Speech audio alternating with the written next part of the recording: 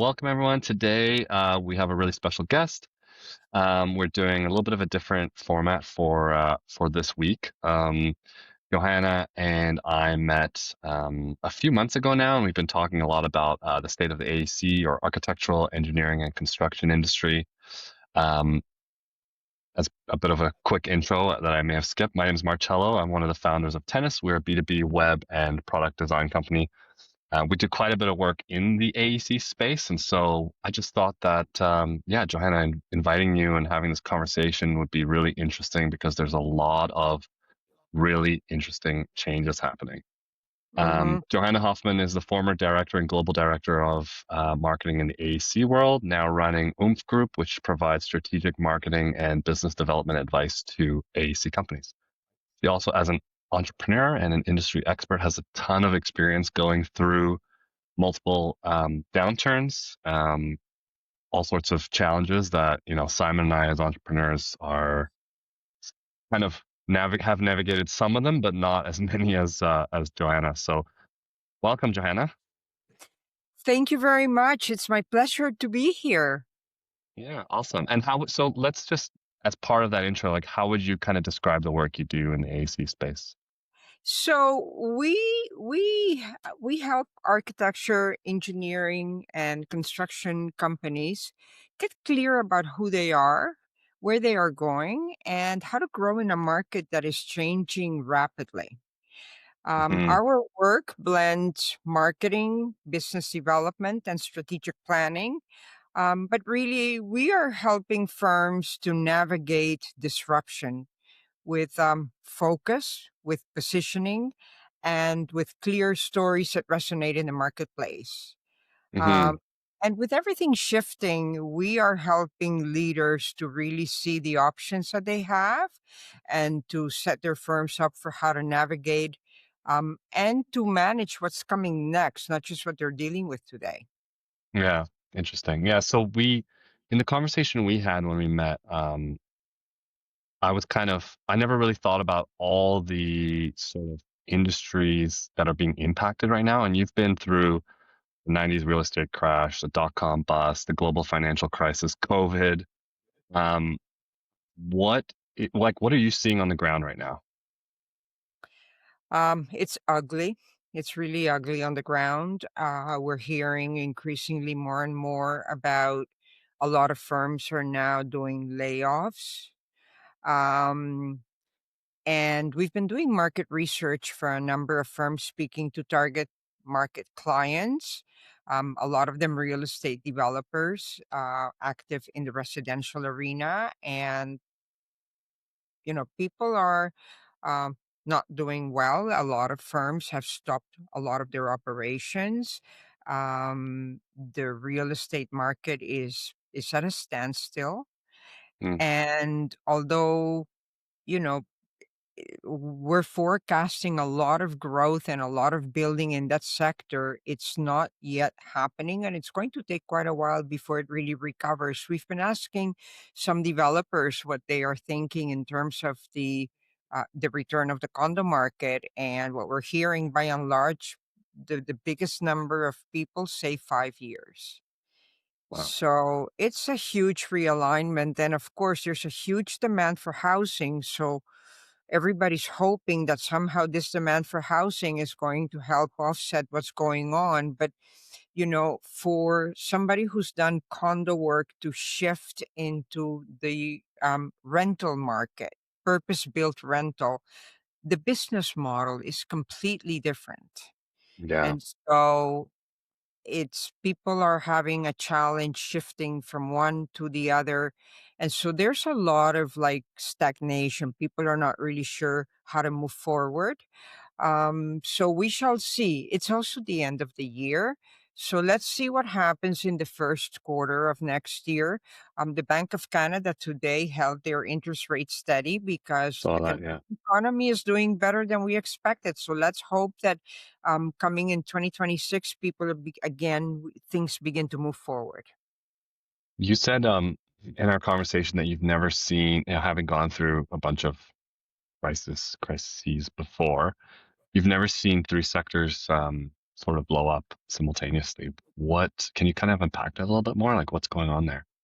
Yes. So um, we have something that has never really happened before, and it's a perfect storm. So I understood because I had a marketing firm and we went through the dot-com bust.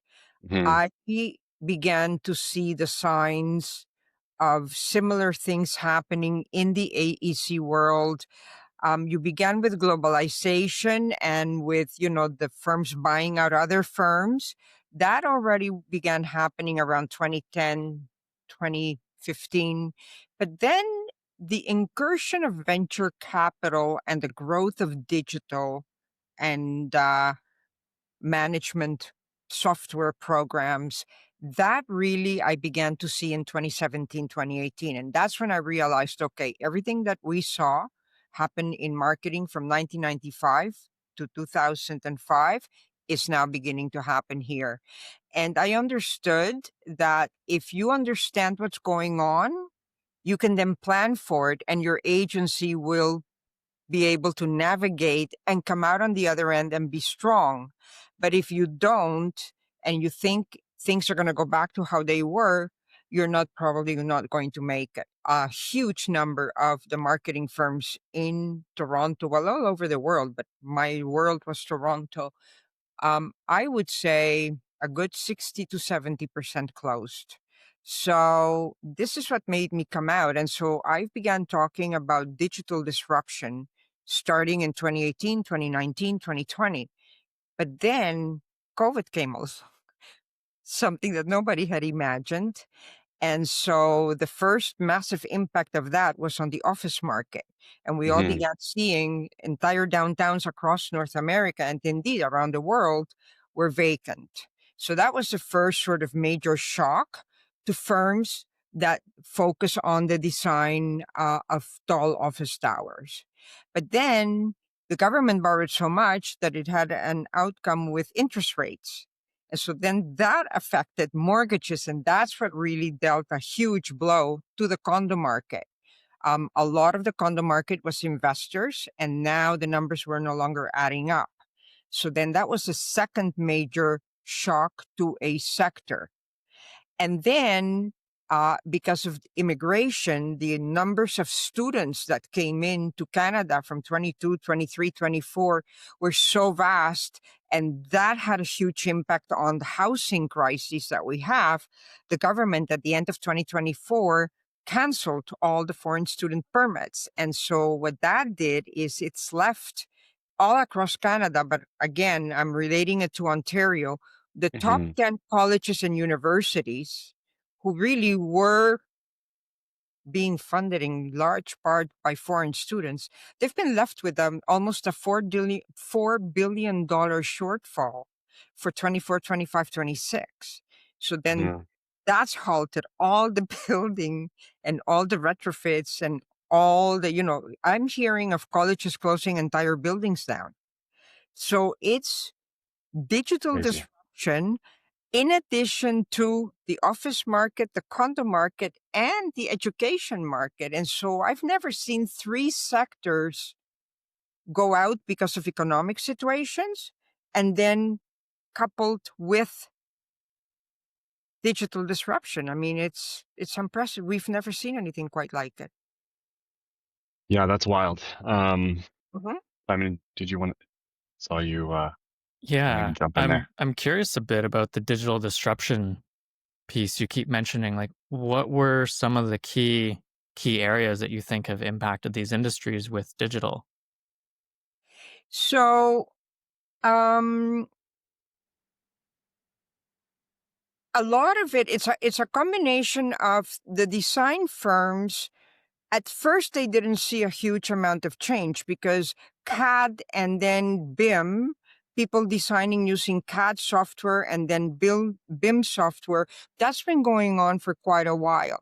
Where you really began to see the digital was more on the construction side, where all of a sudden you have firms like Procore and others coming out with digitizing and automating and using programs to manage all of the paperwork associated with construction management, the project management, the scheduling of people, the scheduling of the flow of work on the construction side, all of that then began to come out.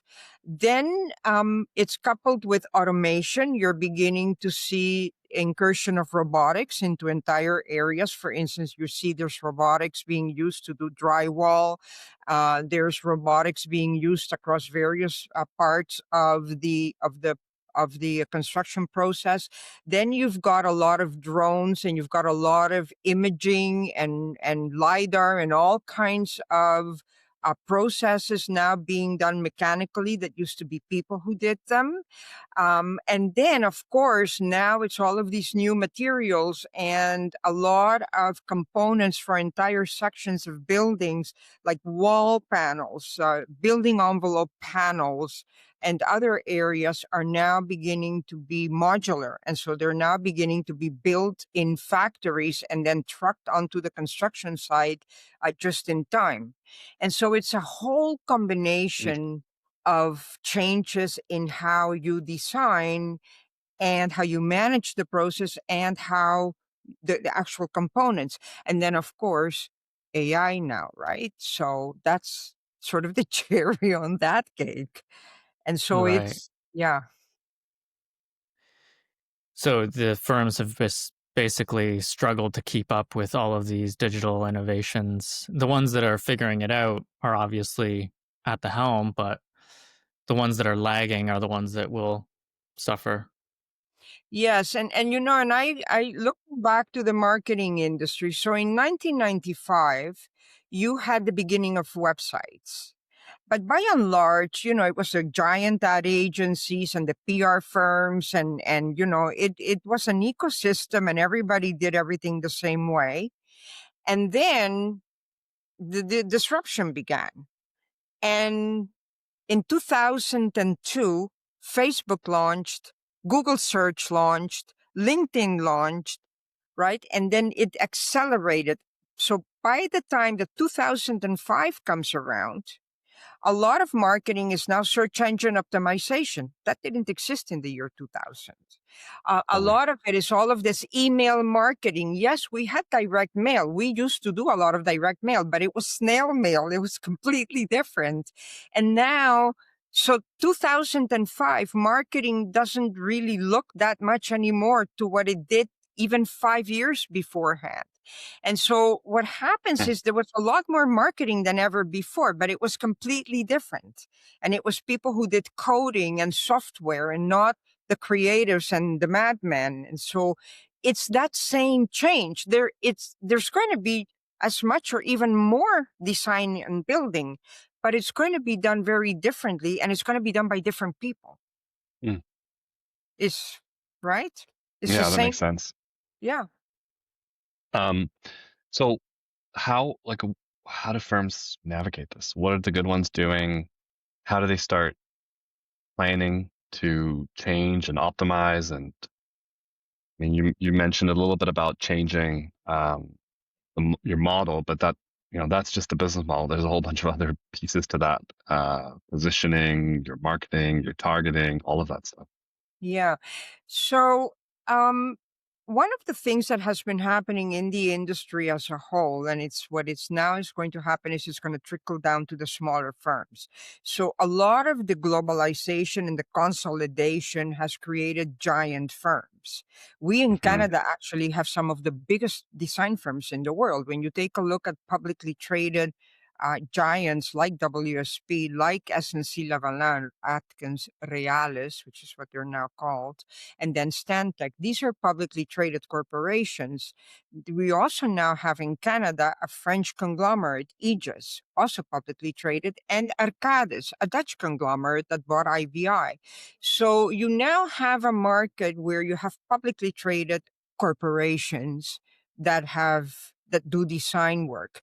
At the same time, you have the giant real estate conglomerates, the Jones Lang LaSalle's, the CBREs, also publicly traded businesses they have now extended their operations in the sector. We used to think of them as real estate brokers, but they're now, if you go on their websites, they're selling architecture, they're selling engineering, they're selling design, construction management. So what you have is a sector that in a span of about 15, 20 years has gone from being design firms managed the way professional services firms are managed, which is not a business model, to a sector dominated by publicly traded corporations. And so everybody now is competing, and I hear about it all the time. I hear about, a regional electrical engineering firm in London, Ontario bidding on contracts against Stantec, right? And so imagine you've got a 40-person firm and you're bidding against a 44,000-person firm. So what is happening is everybody's having to up their game, and that means becoming more business driven. In terms Mm. of how to move forward in this changing situation, the first thing is you need to have a plan. I mean, most design firms grow organically, right? You do a lot of networking, a lot of referral work, a lot of, some firms do public relations, and then people see and hear about them. You need a new house, you want to have an architect design it. You saw somebody's work in Canadian House and Home and you liked it, and so you called them. But now, especially when the work is drying up, like in the core, if you've done condos, what do you do now? Now you need to sit down and figure out, where are we going to do work for the next 3 years? It's going to have to be outside of Toronto. What kind of work are we going to do? Who are we going to sell to? So now you need to sit down and think about it. You need to be very specific and very focused, and you need to have a plan. Hmm. And so that's the first part, is you need to be very clear the value that you are bringing to the table. What is the biggest strength that your firm has, and how does that strength benefit your clients, which is what you do different from your competitors. Secondly, where outside of the GTA do you think you stand the best chance of doing work?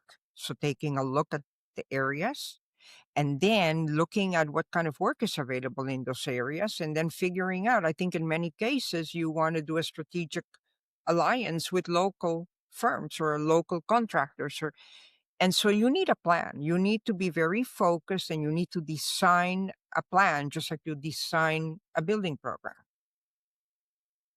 Yeah, that's a great point. And I think, this is partly why I wanted to have this conversation, because it's just interesting to hear your industry perspective and map that against some of the trends and strategic discussions we have when it comes to web and how companies in the AEC sector are or are not using their websites.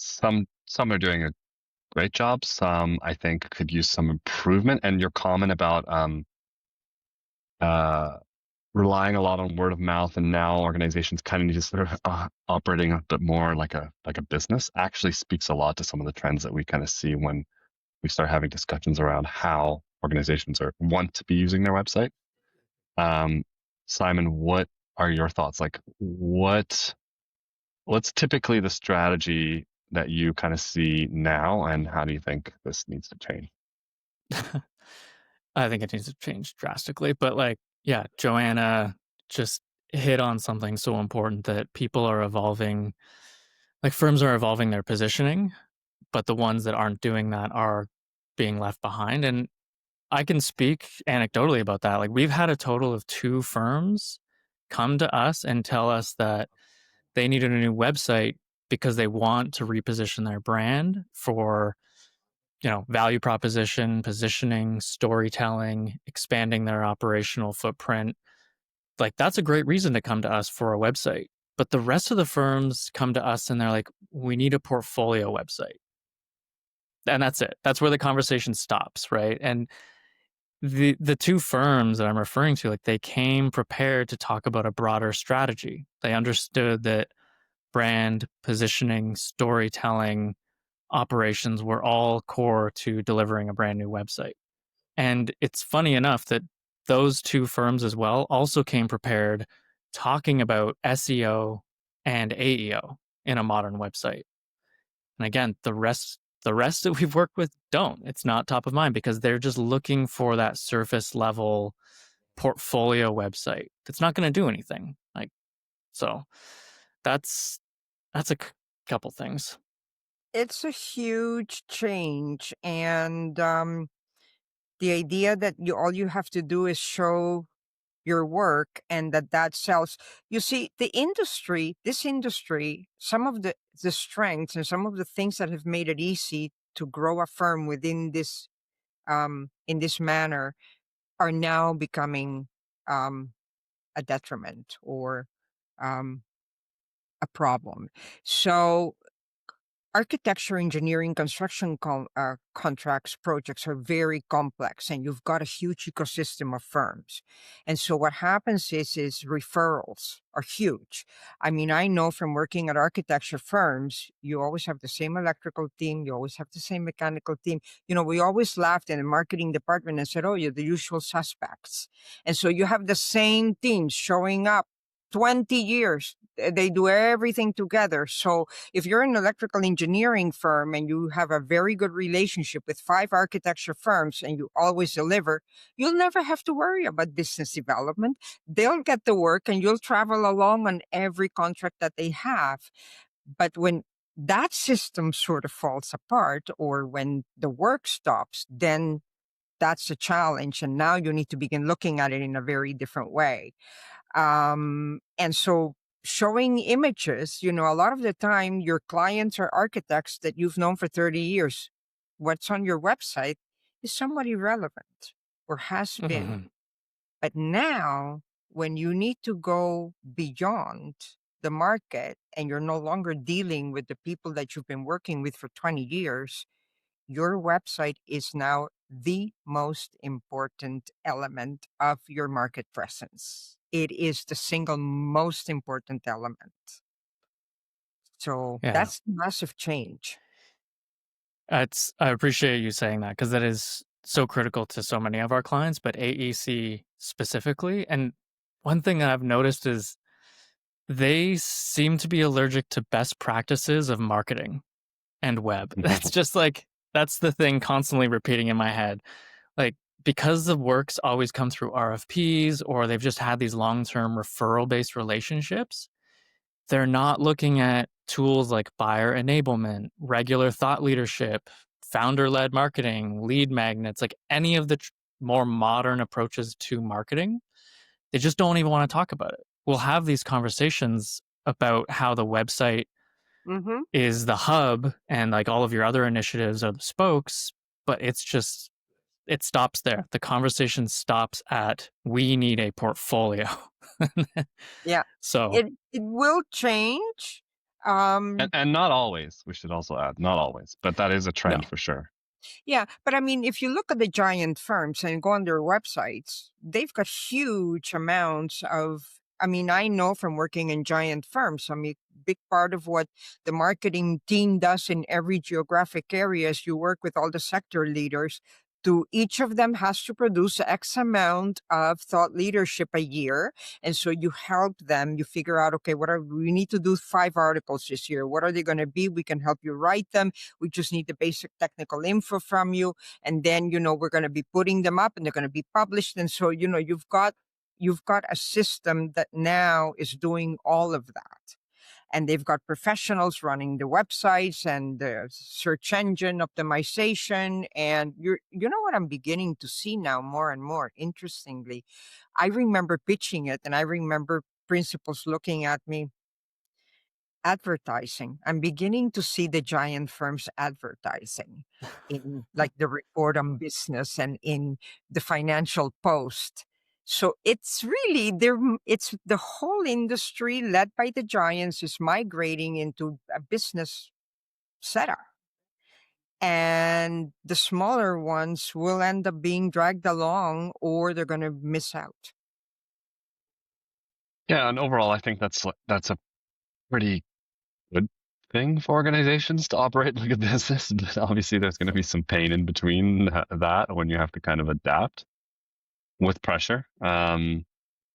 So yeah, if a firm hasn't touched their website in years? What's the minimum thing that they should be doing in the next 6 to 12 months to get aligned with their strategy?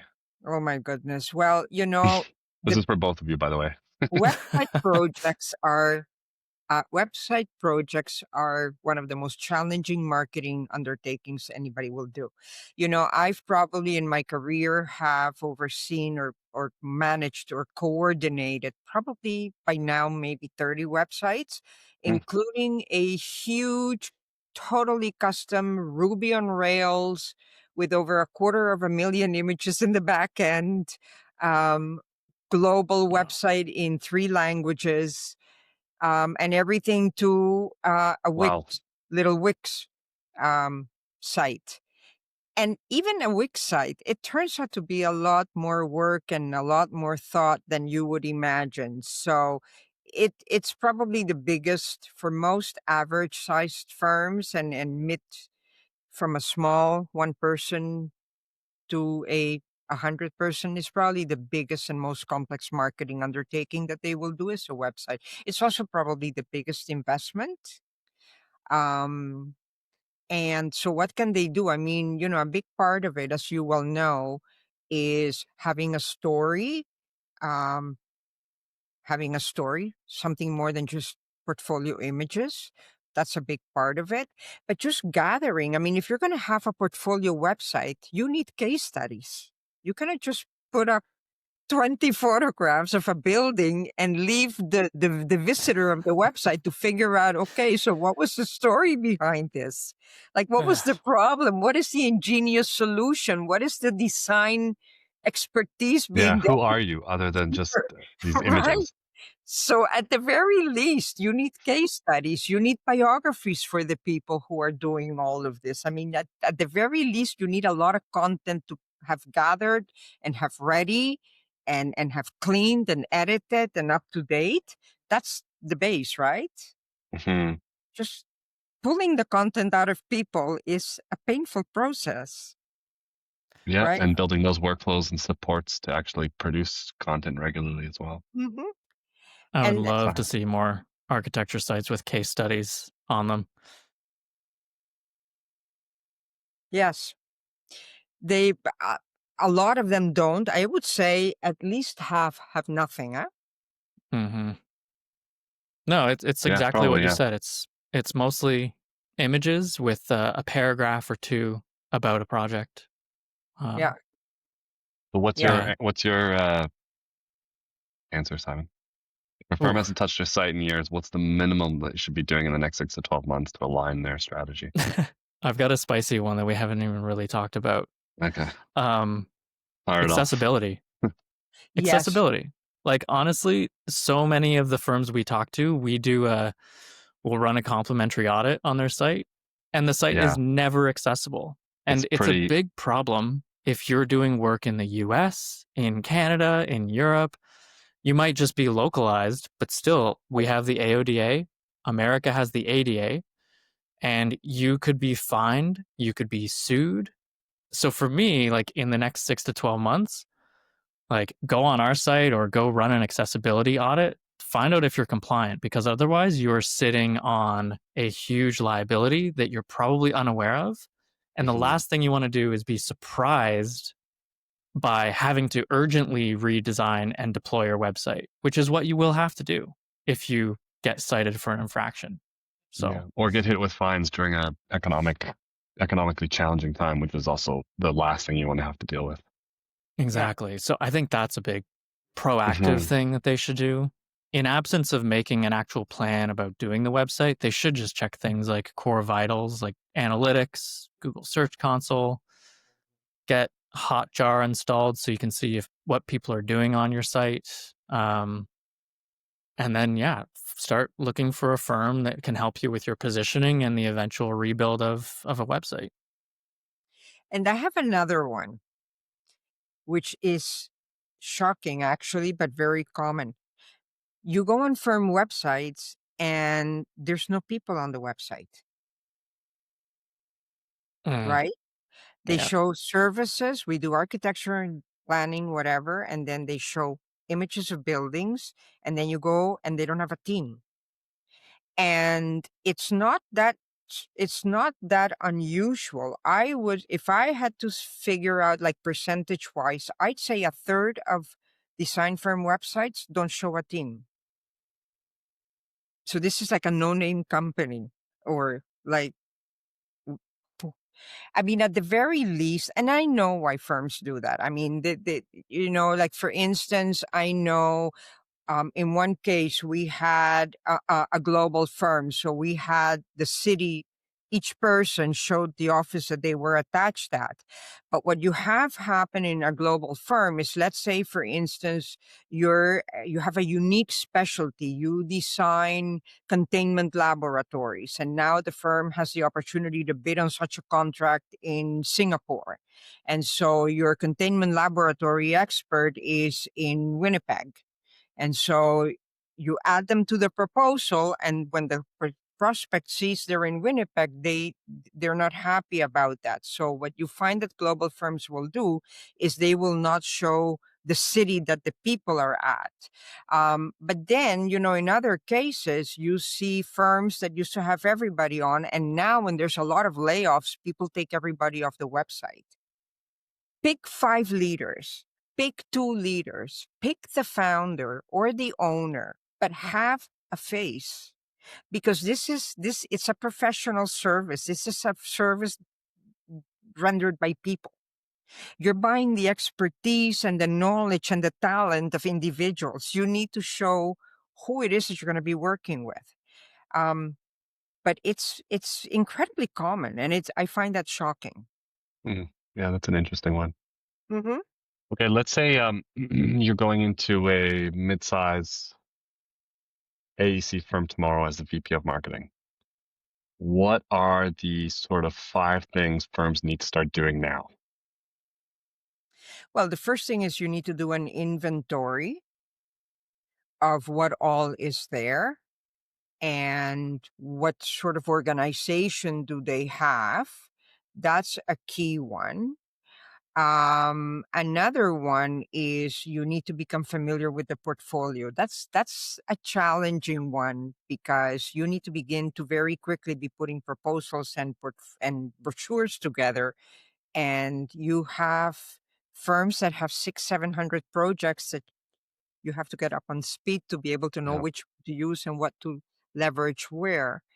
So there's a lot of like basic, but figuring out what kind of an organization do they have, what kind, like a strategy, what plans do they have. And so that's a big part of what you do, like the first couple of months. And then at that point, you need a plan. Like today, you need a plan. Even a small firm needs a plan. So that's where I would begin, is trying to put a plan together, and the budget. You would be surprised also how many firms don't have a budget. Hmm. So you need to put a budget together. And then once you've got like that's the foundation. Then at that point, and then of course, the first thing that you want to make sure that your plan is not just a marketing plan, it's integrated with business development. I mean, you need to move the needle, you need to drive work. That's the bottom line. And so whatever you plan has got to be tied in with who are we targeting. Um, and it's a combination. If you do public work, it's RFPs. But then you need a plan too, because RFPs, like for an architecture firm, I mean, most people don't really realize that the most complex proposals are architecture proposals.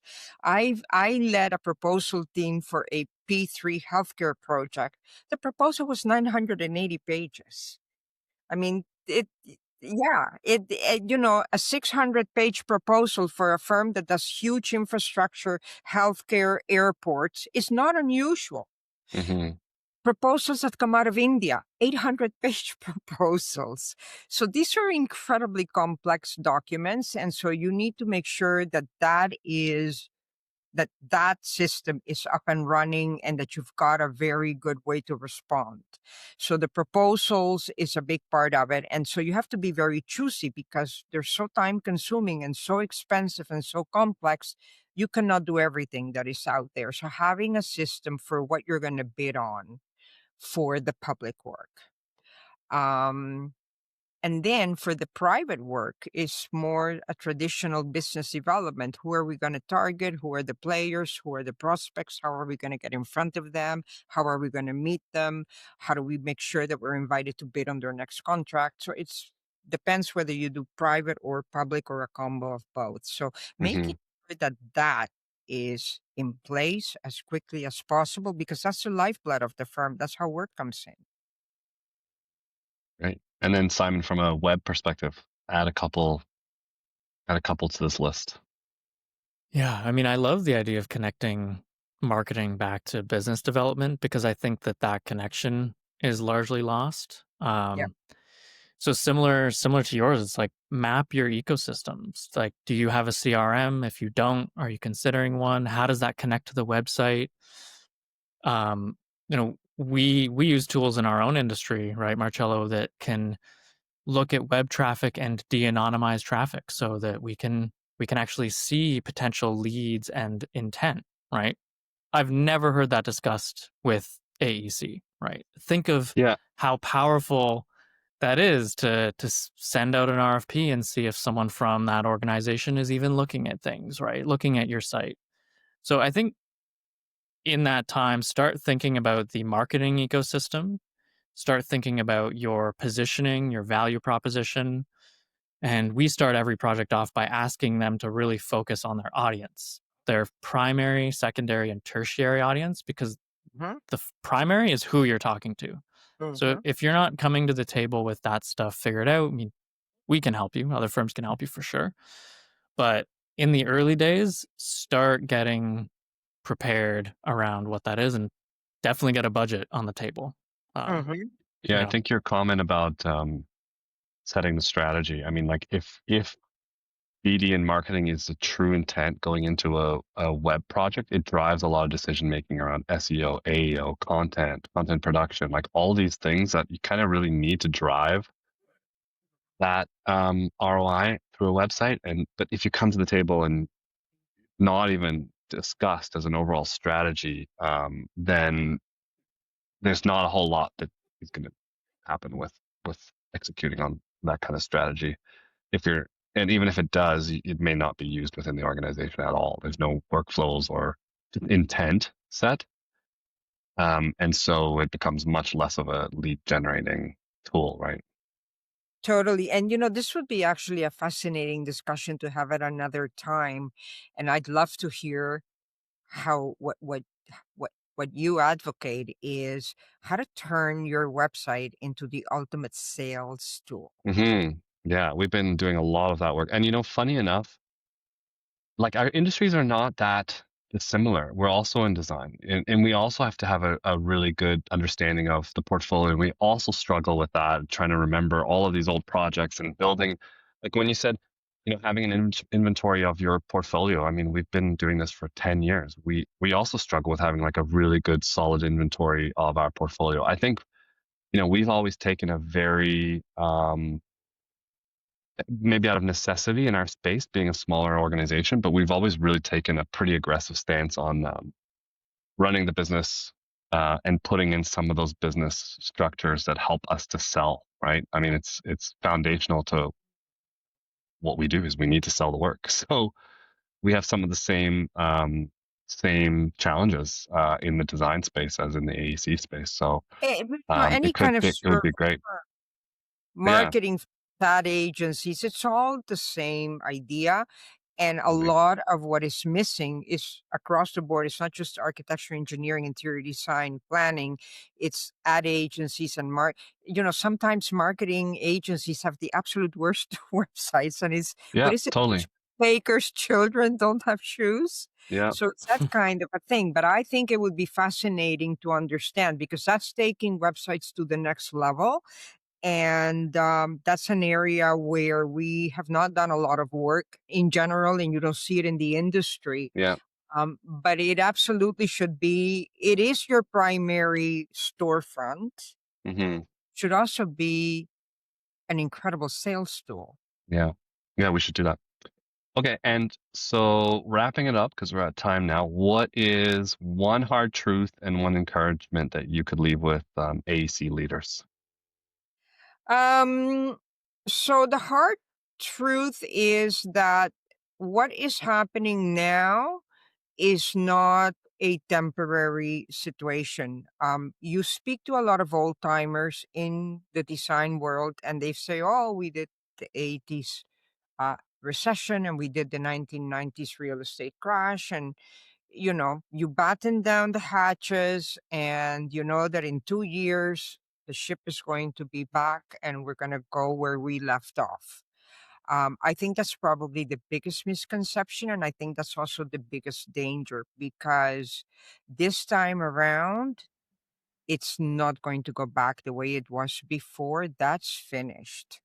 So if you think battening down the hatches is going to help you get through, this is the first time in our industry's history, because this is the last industry to be disrupted, that this will be the case. Now, the exciting thing is this: when you look back at every recession, every crash, and you look back all the way to 20th century, the people who understand what's going on and who are able to see through all of the noise and the bad news and all that, and begin to see opportunities, that's where the next generation of fortunes has always come from. So, this is an opportunity to actually position your firm to leap to the top.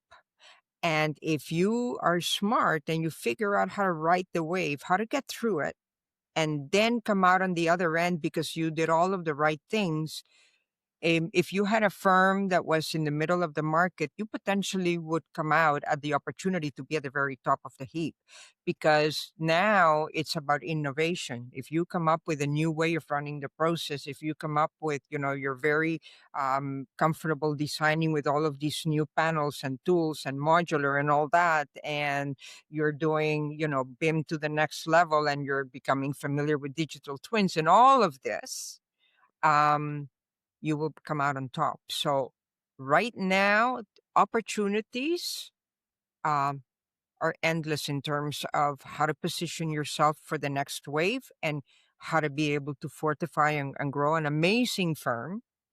So that's the good news. Exciting. And where can people find you and your work? Well, our website is oomphgroup.com. And we have a very interesting news section. We post a lot of content that if you're a small firm, you can read through that and you can get a lot of information on how to improve various aspects of your firm. We just finished a 4-part program on how to create a strategy from the very beginning. How do you begin gathering all the info? Then how do you figure out what you're going to do? Then how do you put a budget together? And then how to put it all together into a plan.